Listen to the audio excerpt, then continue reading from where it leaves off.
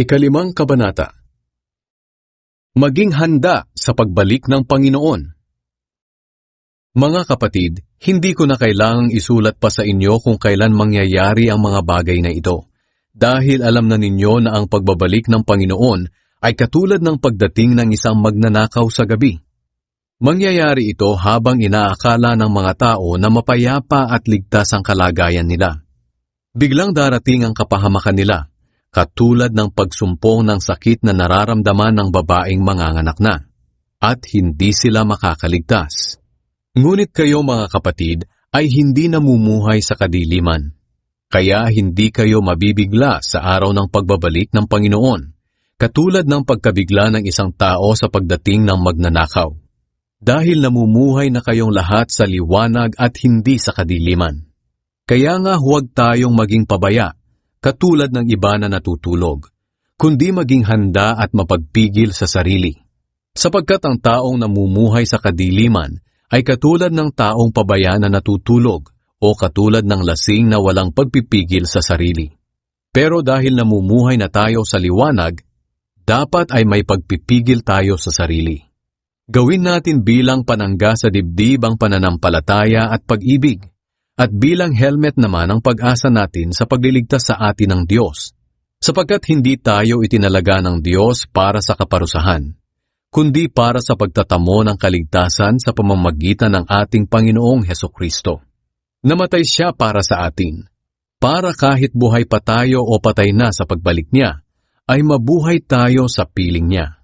Dahil dito, patuloy ninyong pasiglahin at patatagin ang isa't isa, katulad nga ng ginagawa ninyo. Mga pangwakas na bilin at pagbati. Hinihiling namin sa inyo mga kapatid na pahalagahan ninyo ang mga naglilingkod sa inyo na pinili ng Panginoon para mamuno at mangaral sa inyo. Ibigay nyo sa kanila ang lubos na paggalang at pag-ibig dahil sa gawain nila. Mamuhay kayo ng may mabuting pakikitungo sa isa't isa. Nakikiusap kami sa inyo mga kapatid na pagsabihan niyo ang mga tamad. Palakasin ang mga mahihina sa pananampalataya nila. Maging mapagpasensya kayo sa lahat. Huwag na huwag ninyong gagantihan ng masama ang gumagawa sa inyo ng masama.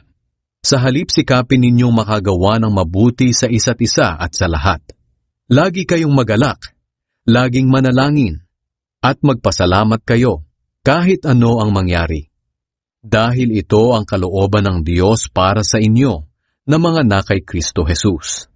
Huwag ninyong hadlangan ang ginagawa ng banal na Espiritu, at huwag ninyong hamakin ang mga pahayag ng Diyos. Sa halip suriin ninyong mabuti ang lahat, para malaman kung galing ito sa Diyos o hindi. Panghawakan niyo ang mabuti, at iwasan ang lahat ng uri ng kasamaan. Pakabanalin nawa kayong lubos ng Diyos na siyang nagbibigay ng kapayapaan.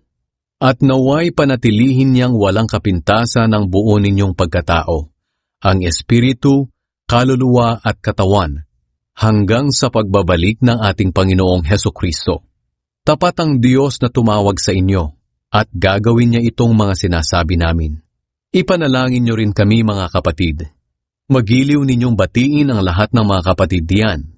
Iniuutos ko sa inyo sa pangalan ng Panginoon na basahin ninyo ang liham na ito sa lahat ng mga kapatid.